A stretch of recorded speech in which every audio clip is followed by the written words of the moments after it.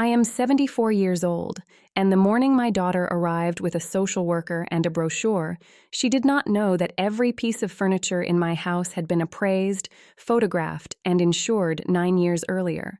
She thought she was clearing out junk. She thought I was confused. She thought a Sheraton card table was worth $400 on Facebook Marketplace. I sat by the window of a place called Sunny Meadows and watched her post the listings one by one. I did not cry. I dialed my attorney. My name is Beverly. I am 74 years old. I was a museum curator for 41 years, and I have been a widow since the spring my husband died of a stroke in the kitchen while reaching for the coffee pot. I had not seen my daughter Stephanie in almost 2 years. Not on Christmas. Not on my birthday. Not the week I had cataract surgery and asked a neighbor to drive me home. So when she walked through my front door on a Tuesday morning in early March, I assumed something was wrong. Something was, but not the way I thought. She brought a woman with her, a social worker named Denise, with a soft voice and a clipboard pressed against her chest, like a shield. Stephanie did not hug me. She did not take off her coat. She set a glossy brochure on the kitchen table and said the words she had clearly rehearsed in the car. She said it was time. She said the house was too much. She said she had been worried about me for a long time. I remember looking down at the brochure. Sunny Meadows Assisted Living, a photograph of an elderly woman laughing while holding a watering can. I remember thinking how strange it was that no one in the photograph looked like anyone I had ever known. I asked Stephanie when she had started worrying about me. She did not answer. She poured herself a glass of water from my sink, the way a stranger would. The social worker began talking about safety assessments and home evaluations and a small fall I had reportedly taken in January. I had not fallen in January. I had not fallen in years. But I did not argue. I have learned that arguing with a daughter who has already made up her mind is like arguing with weather. 6 weeks later, I was living in a room that smelled faintly of lemon cleaner and someone else's perfume. My clothes were in a dresser I did not recognize. My books were in a box under the bed because the shelf was too small. There was a framed photograph of me and my husband on the nightstand, and Stephanie had chosen it. It was not one I would have picked. In it, I am squinting into the sun, and my husband is looking at something off camera. The brownstone in Brookline had been in my husband's family for 3 generations. We bought out his sister in 1986. I raised Stephanie in that house. I curated my first museum exhibit at the kitchen table in that house. After my husband died, I stayed in that house because every room still held the shape of him. His reading chair, his side of the bed, the scratch on the banister where he dropped a toolbox the year we redid the upstairs bathroom. Stephanie had a key. She had always had a key. I never thought about it. The first sign came from my friend Eleanor.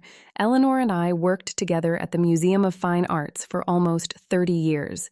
She is a textile curator, retired now, sharp as a paring knife.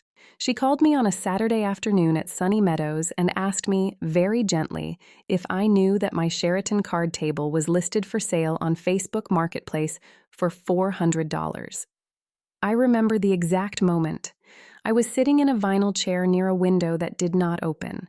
There was a cup of weak tea cooling on the side table. A woman across the hall was watching a game show with the volume up too loud. I asked Eleanor to repeat herself. She did. I asked her to send me a screenshot. She did that too. The listing was real. The photograph was taken in my dining room. I could see the corner of the Persian rug behind it. I could see the edge of my husband's reading chair. The seller was listed as Steph M. The description said, "Vintage card table, great shape, must pick up this weekend." I sat with the phone in my lap for a long time. I did not feel rage. I did not feel shock. I felt something quieter.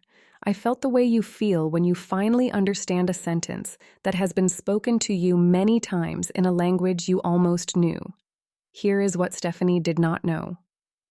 In 2016, after my husband died, I called a colleague at the museum and asked her to walk through my house with me. Her name is Ruth.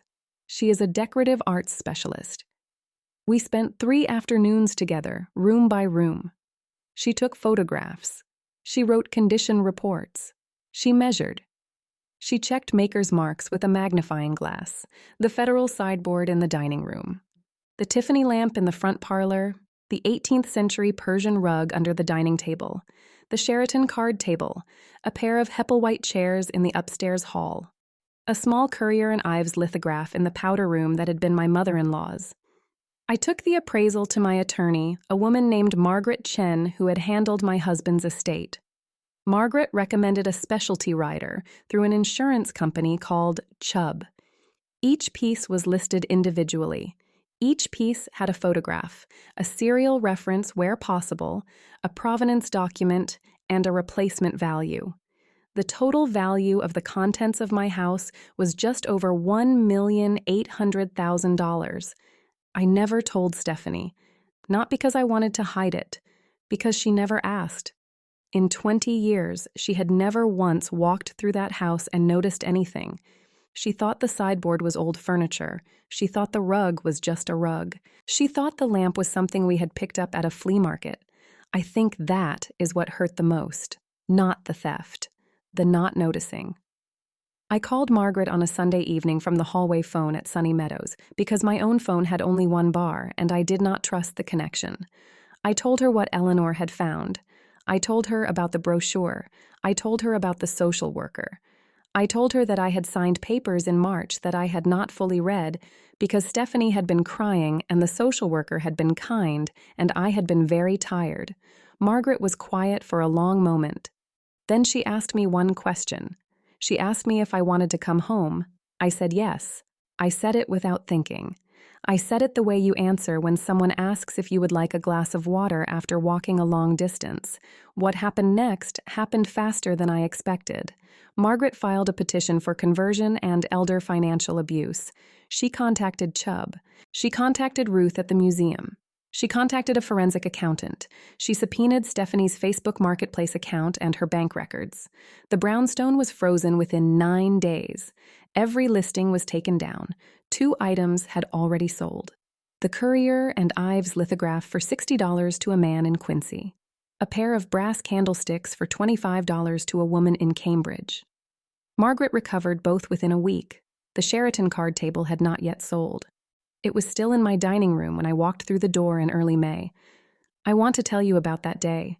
I do not want to make it sound like a movie. The Uber driver helped me carry my suitcase up the front steps. The key still worked. The hallway smelled the way it always smelled, like furniture wax and the old radiator in the front parlor.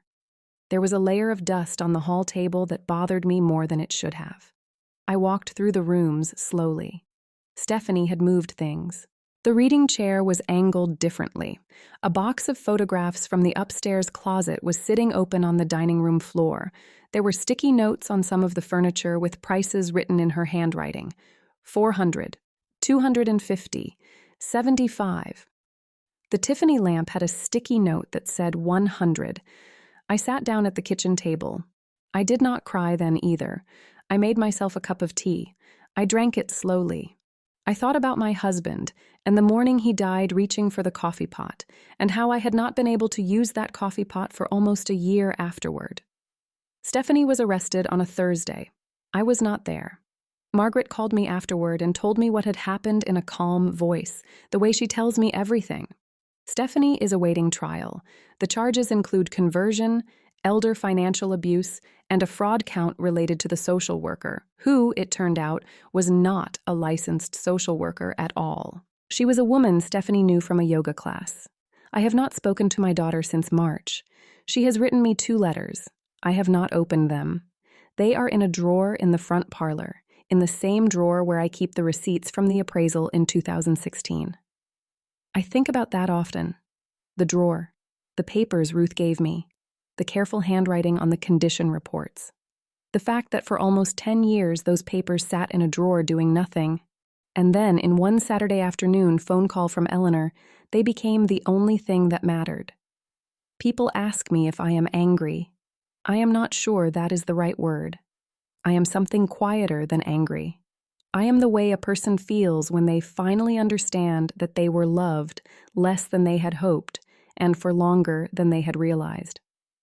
I have a routine now. I get up at 6. I make coffee in the same pot my husband was reaching for the morning he died. I have been using it again since I came home. I read the newspaper at the kitchen table. On Sunday mornings, I take a soft cloth and a small jar of beeswax polish, and I dust the federal sideboard myself. I do it slowly. I do not hurry. Sometimes I run my hand along the edge where the veneer has lifted slightly near the back leg.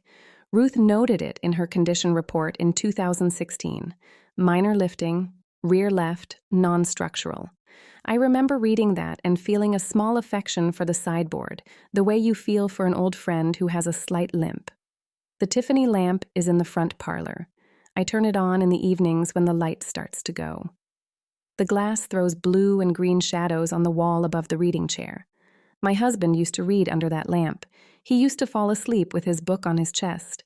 I would take the book out of his hands and mark the page with a scrap of newspaper and turn off the lamp and go up to bed. I do not turn it off as early now. I sit in the reading chair some nights, and I let the lamp burn until 10 or 11. The colored shadows move slightly on the wall when a car goes past outside. The house is very quiet. The Sheraton card table is where it has always been, in the corner of the dining room with a small lace runner on top that my mother-in-law made in 1973. Eleanor comes for tea on Wednesdays. Ruth comes once a month. Margaret calls when there is news. There is not always news. I dust the sideboard on Sundays. I do not hurry. I have time now. I have all the time in the world.